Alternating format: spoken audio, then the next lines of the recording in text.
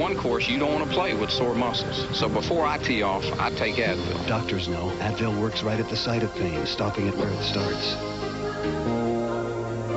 It also works great on headaches. Advanced medicine for pain. The greats all suffered for their art. Now it's Art's turn to do the suffering. What a lovely cow. It's not a cow. This is a Buick. All new Cosby, CBS Monday. The address is CBS. Welcome home. First, it's making enough to retire. Then you got to worry about outliving the money. Well, I'm taking care of that. Now, if I can just... Oppenheimer Funds. The right way to invest.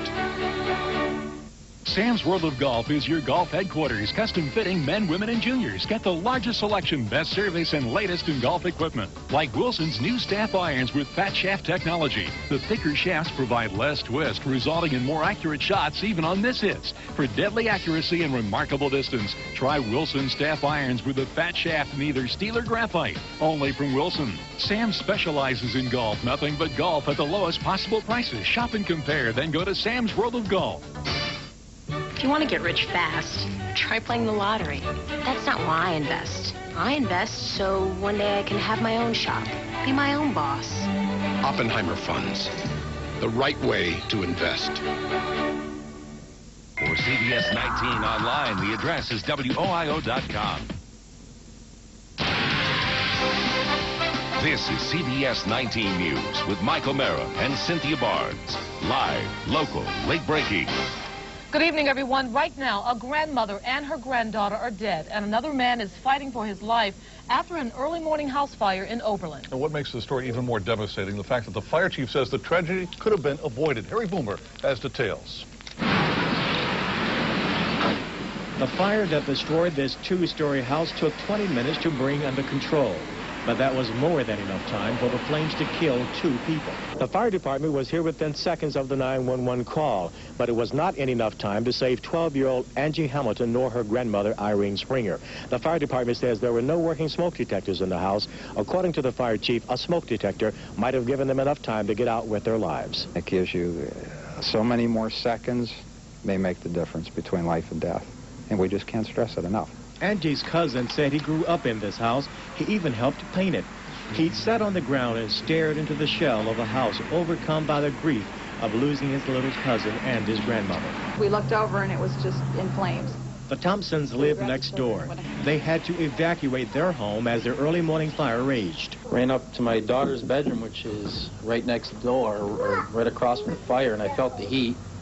And all I could think of was, not here. It's devastating. I mean, we feel very sick. Marla Thompson said the tragedy reinforces the need for smoke detectors to protect her family. We have 2, and we're going to go out and get more. That's how scared we are. This is a very good lesson for us. Keith Stecco's youngest daughter was one of Angie's closest friends. It just makes us realize the treasures that we have in our children. It'll maybe bring fire safety a little bit closer to home, too. The fire department says they're still trying to figure out what caused the fire. In Oberlin, Harry Boomer, CBS 19 News. One of the residents of that home, Larry Springer, had to be taken by life flight to Metro Health Medical Center. Tonight, he's listed in serious condition. A triple alarm fire had firefighters busy on the city's east side late last night. It happened at the Cleveland Industrial Service Company on East 51st Street around midnight. Crews spent several hours getting the fire under control. No word on what caused the blaze, and no one was hurt. In Olmsted Falls, a suspect may be 90 years old, but tonight police say that senior citizen is facing a charge of murder. Bertha Wilkins was allegedly beaten with a metal rod by her husband yesterday. The attack on the 78-year-old woman occurred at the couple's home on Columbia Road. Tonight, Mrs. Wilkins is listed in fair condition at a local hospital. Detectives are still preparing murder charges against her 90-year-old husband.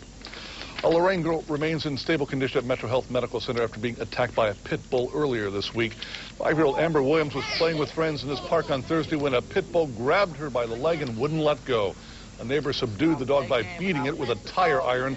Lorraine police shot the dog a short time later. No charges have been filed yet against the dog's owner. The former man accused of killing Mary Jo Pescio has been moved from the Cuyahoga County Jail. Mark DeMarco was transferred to the Lake County Jail after he allegedly threatened witnesses in the pest show case. Judge Peggy Foley Jones approved the transfer. Within the last 2 weeks, at least 4 witnesses in the pest show case were housed in Cuyahoga County Jail. A Las Vegas grand jury is still hearing testimony about an Ohio man involved in an anthrax scare. Larry Wayne Harris of Lancaster and William Levitt, seen here after their arrest earlier this month, were charged with possessing the anthrax vaccine, but the charges were later dropped when investigators found the substance was harmless. Authorities are not saying much about the grand jury proceedings. 7 years ago today, a lot of prayers were answered when the Persian Gulf War came to an end. Well, tonight, Clevelanders who were there are remembering those who fought and died. More from Paul Cox.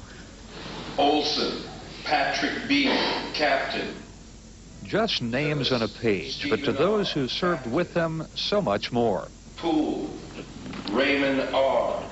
What war brings people to. What mothers losing sons, daughters, sons, brothers, sisters. Saipan Manuel B. Jr. Specialist. The names of all the Americans who died in the Gulf War were read at the Foursquare Church of Euclid this afternoon.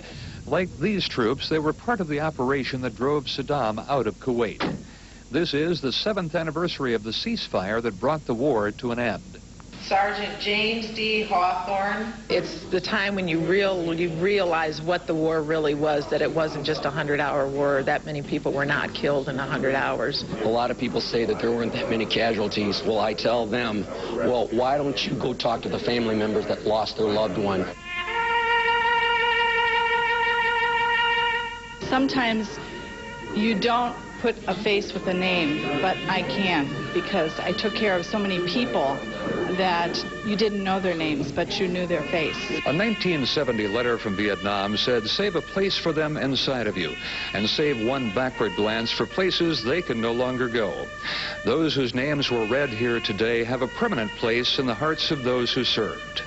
In Euclid, Paul Cox, CBS 19 News. Very touching words there, too. Well, it's the last day of February, and I'm happy to say something is missing. In fact, it's pretty much been missing all month. And what could we be talking about? Well, remember this. These pictures were taken during our snowiest winter ever, just 2 years ago in 1996. And so far in 1998, things are shaping up quite differently. Julie is joining us now just to tell us what all this is about. Well, we have had exactly 0.2 inches of snow for the month of February. Typically, as you said, one of our snowier months, usually one of our colder months, and our temperatures all month long have never fallen for a daytime high below 30 degrees. It's been a warm one out there. Who do we have to thank for all this? Well, okay, first you can send your cards and letters and donations to me to thank me, but that's probably not the best idea.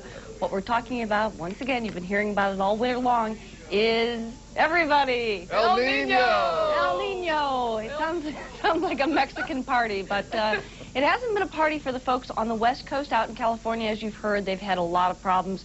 Those big tornadoes down in Florida as well have been caused by El Nino. For us, all El Nino has meant is a really mild winter. A little bit of a change is coming in our forecast as well.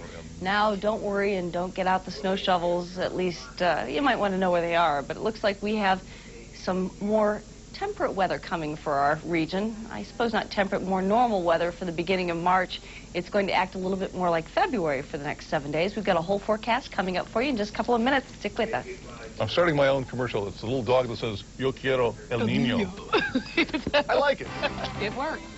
Well, a big week ahead for President Clinton. A lot of it has to do with the Monica Lewinsky case. Up next on CBS 19 News, what one of the president's best friends has to do with the former White House intern. Also, move over, guys. The women could soon be getting equal rights in Buckingham Palace. That story is coming up next.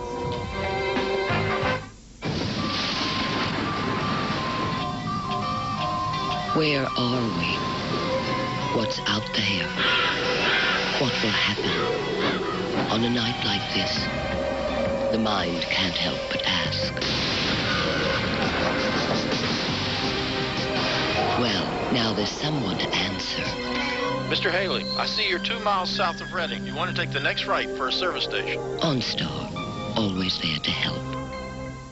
CBS 19 News with Byron Brown. Weekdays at 5:30 a.m. Here's to my best friend Frank and his lovely new bride,